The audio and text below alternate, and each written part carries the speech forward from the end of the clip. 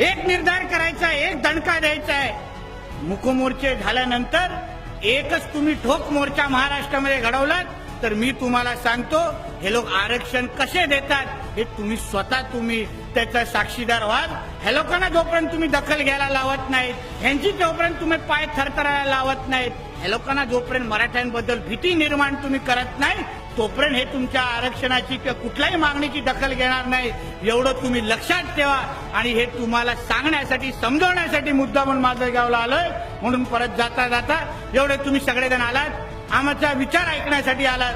पण खरं म्हटलं तर हे विचार ऐकल्यानंतर जेव्हा हे विचार मराठ्यांचं भविष्य घडवण्यासाठी जेव्हा तुम्ही आत्मसात करून आपण खऱ्या अर्थाने जेव्हा तुम्ही वापराल तेव्हा मला समाधान वाटेल की मी जे काय विचार मांडतोय, जे काय लोकांना अंगावर घेतोय, जे काय शत्रू तयार करतोय, हे शत्रू 100 शत्रू तयार झाले असले तरी पण माझे 5 मराठ्यांचे भाऊ बहीण अगर उभे राहिले तर मला तेवढंच समाधान आहे. मला तेवढंच समाधान आहे.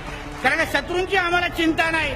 तुमचं भविष्य घडलं तर आम्हाला वाटतं की 100 शत्रू आले तरी चालेल पण माझे मराठे उभे राहिले एवढ्याबद्दल मला सार्थ अभिमान असेल. म्हणून परत जाता जाता मराठा सेनेचे आणि त्यांच्या सगळ्या सहकाऱ्यांचे आणि आमच्या सगळ्याच मराठा संघटनेचे आमचे पदाधिकारी कार्यकर्त्यांना परत शुभेच्छा देतो. आणि मी नेहमी जाण्याच्या अगोदर जय हिंद जय महाराष्ट्र बोलत नाही, कारण आपण युद्धाची सुरुवात करतोय.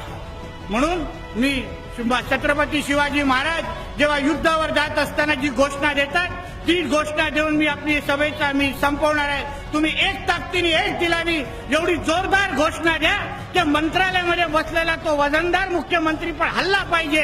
एवढी जोरदार तुम्ही घोषणा द्या. हर हर हर हर हर हर. धन्यवाद.